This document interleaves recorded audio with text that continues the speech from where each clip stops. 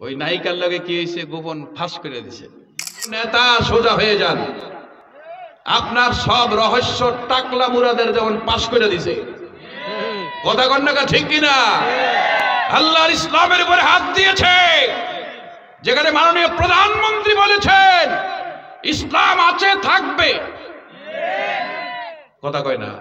যেখানে হাইকোর্ট বলেছে ইসলাম আছে থাকবে, রাষ্ট্র ধর্ম। আর মুরাদ সাহেব বলে আমি মানি না। আল্লাহ কয় তোরে কোনো দেশেই মানাবো না। আল্লাহ বলেন একটা মশার ডানার শক্তি যদি আমি পৃথিবীবাসীর উপরে প্রভাব করতাম, একটা কাফেরকেও আমি আমার রিজিক দিতাম না। আল্লাহর নাম হলো সাত্তার। কি নাম? সাত্তার অর্থ হলো গোপনকারী। আল্লাহু আকবার বলেন। সত্য কথা বলো যুবক, সত্য কথা বুকে হাত দিয়ে বলো। তোমার গুনাহ যদি আল্লাহ এই রাস্তা দিয়ে প্রকাশ করে দিত, তুমি ঘর থেকে লজ্জায় বের হতে পারতে না। নেতাকে বলবো নেতা সোজা হয়ে যান, আপনার সব রহস্য টাকলা মুরাদের যেমন পাশ করে দিছে। কথা কন্যা ঠিক কিনা? আল্লাহর ইসলামের উপরে হাত দিয়েছে, যেখানে মাননীয় প্রধানমন্ত্রী বলেছেন ইসলাম আছে থাকবে। কথা কয় না। আমরা তো প্রধানমন্ত্রীর জন্য দোয়া করতে করতে শেষ। কথা কয় না রে বাবা। যেখানে হাইকোর্ট বলেছে ইসলাম আছে থাকবে, রাষ্ট্র ধর্ম। আর মুরাদ সাহেব বলে আমি মানি না। আল্লাহ কয় তোরে কোনো দেশেই মানাবো না। জোরে কন্যা ঠিক কিনা? আমেরিকা যায় বিমানবন্দরে ব্যাগের মধ্যে শুয়ে রয়েছে। ঠিক না বে ঠিক? আরো জোরে কয় না কা? দুবাইতে আসছে, সেখানেও জায়গা নাই। বাংলাদেশে পলাতক, ওই নায়িকার লগে কি হয়েছে গোপন ফাঁস করে দিছে। কথা কয় না কা? তা আল্লাহ কয় চালাকি করো আমার সাথে, ওমাকার ওমাকার আল্লাহ, সোজা করে ফেলবো, একবারে ফাঁস করে দিব। ঠিক কিনা? জোরে কয়। কথা কয় না। আল্লাহ ফাঁস করে দিলে দেখবা আউশকান দিতে শোনা যায়, গোপলার বাজারে গেলেও তোমার বদনাম শোনা যায়, ঢাকা গেলেও শোনা যায়, মানুষের মুখে মুখে শোনা যায়। কথা কয় না রে পাবলিক, ঠিক কিনা? জোরে বলে। আল্লাহর নাম সাত্তার। সাত্তার অর্থ গোপনকারী। সাত্তার অর্থ কি? গোপনকারী। আল্লাহ আমাদের গুনাহগুলি কি করে রাখছেন? জোরে বলেন, কি করে রাখছেন? গোপন করে রাখছে। জানতে দেয় নাই, জানতে দেয় নাই, সমাজকে জানতে দেয় নাই। আমি গুনাহ করছি, আমার স্ত্রীকে জানতে দেয় নাই। ঠিক কিনা? জোরে কর। ছেলে গুনাহ করছে, বাবাকে জানতে দেয় নাই। বাবা গুনাহ করছে, সন্তানকে জানতে দেয় নাই। গোপন রাখছে কে? আল্লাহ। তো এইভাবে আল্লাহ ৯৯টা নামের পরিচয় আছে না নাই? তাহলে এইভাবে আল্লাহ পরিচয় দিলেন আর রহমান, প্রেমময় করুণাময় আল্লাহ। আল্লাহু আকবার বলেন। আল্লাহ বলেন পাপীদের প্রতি আমার যদি দয়া না থাকতো, আর বিশ্ববাসীর জন্য যদি আমি আমার মশার ডানার শক্তি প্রয়োগ করতাম, তাহলে একটা কাফেরের মুখেও আমি রিজিক দিতাম না। জোরে কন্যা ঠিক কিনা? তাহলে এই পর্যন্ত আল্লাহ একটা মশার ডানার শক্তিও নিজের ব্যয় করে নাই। কথা কন্যা কি বাস্তব না অবাস্তব? হাদিস শরীফ। আল্লাহ বলেন একটা মশার ডানার শক্তি যদি আমি পৃথিবীবাসীর উপরে প্রভাব করতাম, একটা কাফেরকেও আমি আমার রিজিক দিতাম না। এখন কাফেররা খায় কিনা? নামাজ না পড়ে খায় কিনা? বেনামাজি খায় কিনা? বেরোজগারি এ তো আপনাকে দুনো বেশি খায়। সারাদিনও লুকে লুকে খায়, আর ইফতারের সময়ও জন্মের খাওয়া খায়। কথা কয় না রে বাবা, ঠিক কিনা? দেখবেন ইফতারের সময় রোজাদার কম খায়, কারণ তার তো টেনশন মাগরিব নামাজ। আর যেটা বেরোজগার সারাদিন রোজা রাখে না, ওইটা জন্মের খাওয়া খায়। কিরে এত খাস খা? কয় বেটা রোজা রাখছি না। কথা কয় না রে, ঠিক কিনা?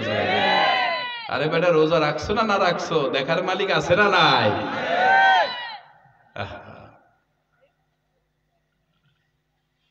বাবাজিরা আমার ভাইয়েরা, সংক্ষেপ করছি তাই রহমান বুঝছেন তো?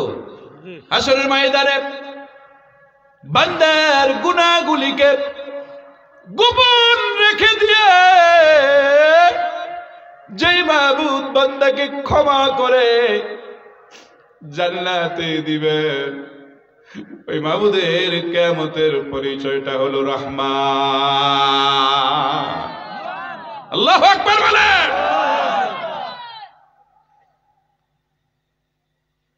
ভাইরা আমার, এইভাবে আল্লাহ তাআলা নিজের পরিচয় করাচ্ছেন সূরা রহমানের মধ্য দিয়ে। আর সূরা রহমানে যত নিয়ামতের কথা আছে, কোরআনে একচ্ছত্র ভাবে এমনি ভাবে অত নিয়ামতের কথা নাই কোন সূরায়, ঠিক কিনা জোরে বলেন? সব নিয়ামতের কথা কিন্তু সূরা রহমানের মধ্যে আছে, আছে না নাই?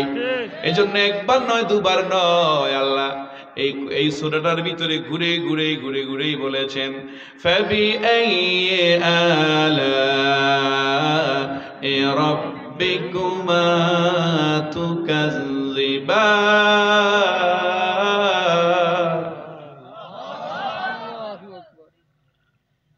অর্থাৎ এমন কোন কোন নিয়ামত আছে তোমাদের রবের যা তোমরা অস্বীকার করতে পারো, হে জিন আর ইনসানের দল? জিনেরা বলেছে রব্বানা লা নুকাযযিবা বিশাইইন মিন নি'মিকা ফালাকাল হামদ। আল্লাহু আকবার বলেন। আল্লাহ গো, তোমার নিয়ামতের কিছুই অস্বীকার করার ক্ষমতা আমাদের নাই, সুতরাং তোমার শানে আমরা প্রশংসা করি, আলহামদুলিল্লাহ। আল্লাহু আকবার, আল্লাহু আকবার বলেন। দ্বিতীয় আয়াত হলো আল্লামাল কুরআন, যিনি কোরআন শিক্ষা দিয়েছেন। সুবহানাল্লাহ। কোন কোরআন কি দিয়েছেন? শিক্ষা দিয়েছেন। কোরআন শিক্ষা দিয়েছেন কে? আল্লাহ। দেখেন আপনার আমার নবী উপরে যখন কোরআন নাজিল হতো, তখন নবী জিহ্বা মোবারক খুব দ্রুত নড়াচড়া করতেন, নড়াচড়া করতেন। জিবরাইল আমিন বলে, ইয়া রাসূলুল্লাহ, আপনি এত জিহ্বা দ্রুত নড়াচড়া করেন কেন? এরে জিবরাইল, তুই যখন তেলাওয়াত করে শোনাস, তুই তো আমার কাছে সর্বক্ষণ থাকবি না, ঠিক কিনা কোন? আচ্ছা কোন, তো আমার ওয়াজ কি কালকে এনে চলবে নাকি? আগামীকালকেও চলবে? ওয়াজ চলবে না, কিন্তু আমার কথাগুলি তো থাকবে। কিরে বাবা, কথা কর না। ও জিবরাইল, তুমি চলে যাবা, হয়তো কোরআনের আয়াত আমাকে শোনায় গেলা, কিন্তু তুমি চলে যাওয়ার পরে আমি যদি ভুলে যাই, সুবহানাল্লাহ, এজন্য তোমার তেলাওয়াতের সাথে সাথে আমি খুব দ্রুত জিহ্বা নাড়াই, আমি যেন মুখস্থ করে নিতে পারি। আল্লাহু আকবার বলে। আরো জোরে কর, আরো জোরে কর। তাহলে মাহফিলে বসতেও এইভাবে মুখস্থ করার মাদ্দা খেয়াল নিয়ে বসতে হয়, যে হুজুর বললো, আমি যেন এটা দ্রুত আমার ব্রেনে ঢুকাইতে পারি। নবীও ব্যস্ত হয়ে যেতেন, কোরআনের ওয়েটে নবীজির ঘাম মুবারক ঝরতো, তারপরে আবার তেলাওয়াতের জন্য নবী অস্থির হয়ে যেতেন। আল্লাহু আকবার বলেন। তো নবীর কষ্ট দেখলেন আল্লাহ তাআলা, সাথে সাথে আল্লাহ সূরা ওয়াকিয়ার ভিতরে, সূরা আপনার কিয়ামার ভিতরে আল্লাহ তাআলা বলে দিলেন, লা তুহাররিক বিহি লিসানাকা লিতাআজালা বিহি ইন্না আলাইনা জামআহু ওয়া কুরআনা। আল্লাহু আকবার। ও নবী, আপনি আপনার জিহ্বাকে এত ঘন ঘন নাড়াচাড়া করবেন না, এত অস্থির আপনি হবেন না। ইন্না আলাইনা জামাহু ওয়া কুরআনা, ও নবী, আপনার সিনার ভিতরে আমি আল্লাহ এই কোরআনকে জমা করে দিব। এই জন্য ভাই, যেই সেই হাফেজ হতে পারে না, হাফেজের সিনায় 30 পারা কোরআন জমা করে দেয় কে? আল্লাহ। চিৎকার করে বলেন কে? আল্লাহ। তাহলে এটা কি মাদ্রাসা? জোরে কয় না, কি মাদ্রাসা? ফুরকানিয়া হাফিজিয়া মাদ্রাসা। ইন্না আলাইনা জামাহু ওয়া কুরআনা ফাইজা ক্বারানাহু ফাত্তাবি কুরআনা। ও নবী, আপনার দায়িত্ব হলো যখন জিবরাইল আমি কোরআনকে আপনার নিকট পাঠ করাবো, আপনি শুধু অনুসরণ করেন। আল্লাহু আকবার বলেন। কি করেন? অনুসরণ করেন, মানে চুপ করে আপনি শুনতে থাকেন। আপনি কি শুনতে থাকেন? আপনি হাজারো চেষ্টা করলে আপনি মুখস্থ রাখতে পারবেন না। কথা কয় না? আমি যদি আরো 10 ঘন্টা ওয়াজ করি আর আল্লাহ যদি আপনাদের কপালে হেদায়েত না লেখে, তাহলে আমি কি চাঁদপুরের মাওলানা হেদায়েত করে দিয়ে যেতে পারবো? কথা বলেন না, ঠিক কিনা বলেন? এই জন্য হেদায়েতের মনোমানসিকতা নিয়ে ওয়াজ শুনতে হয়। ঠিক না? ঠিক জোরে বলেন। কিসের মানসিকতা?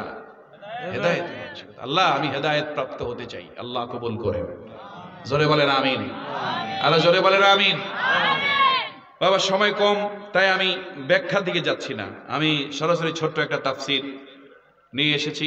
মনে করছিলাম যে প্রাণ ভরে কথা বলবো, কিন্তু অত সময় হবে না, আমারও সময় শেষ হয়ে আসতেছে। তো দেখেন, এরপরে এখানে তাফসীরে অনেক কথা আছে। এই কথাগুলো আমি বলছি আপনাদের সামনে যে দেখেন, আল্লাহ নবীদের প্রতি যে ওহী করেছেন, সেই ওহীটা হলো কিতাবের। ঠিক না? যেমন আমাদের নবীর কাছে ওহী আসছে কি? কোরআন। ঠিক না? দাউদ নবীর কাছে ওহী আসছে কি? জাবুর। ঠিক না? মুসা নবীর কাছে আসছে কি? তাওরাত। ঈসা নবীর কাছে আসছে কি? ইনজিল। তাহলে যারাই নবীদের মধ্যে আল্লাহর ওহী প্রাপ্ত হয়ে তারা এক একটা কিতাব পেয়েছেন, বা একটা কিতাবের অনুসরণ হাজার হাজার নবী করেছেন। ঠিক কিনা বলেন? যেমন তাওরাতের অনুসারী ছিল 70,000 নবী। কত হাজার? কথা বলে না কেন? কত হাজার? 70,000 নবী তাওরাতের অনুসরণ করেছেন।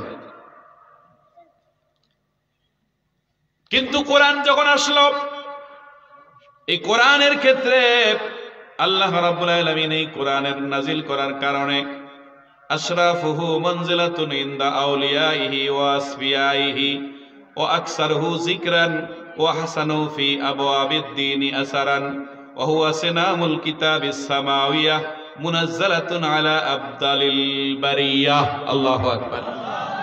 এই তাফসীরের কথাগুলি, এত কথা শোনাবার আমার সময় নাই। যে এইভাবে আবারত আসছে এই কোরআনের, আমি তো সংক্ষিপ্ত কথা বলতেছি। গোটা কোরআন, আল্লাহু আকবার, কি দিয়ে বুঝাবো? কি দিয়ে বুঝাবো? তাহলে কোরআন শিক্ষা দিয়েছেন কে? আল্লাহ জোরে বলেন কে? ও ভাইরা আমার, এই কোরআনের কারণে, আসমানের ওহীর কারণে নবীরা সম্মানিত হয়েছেন। ঠিক না? ঠিক। আল্লাহ জোরে বলেন ঠিক কিনা? তাহলে আমি আজকে বলে যেতে চাই, এই ওহীকে, এই আল্লাহর বার্তাকে যারা জীবনের সাথে আঁকড়ে ধরবেন, যারা কোরআনকে শিক্ষা গ্রহণ করবেন, যারা নিজেদের সন্তানকে কোরআন শিক্ষা দিবেন, আপনারাও কোরআন পড়বেন, কোরআন অনুযায়ী আমল করবেন, কোরআন অনুযায়ী জীবন গঠন করবেন, তাহলে আপনাদের জীবনে কল্যাণ হবে কি হবে না? জোরে বলেন না, হবে কি হবে না? তাই সংক্ষিপ্ত কথা বলে দিলাম। এরপরে আল্লাহ বলছেন, খালাকাল ইনসান,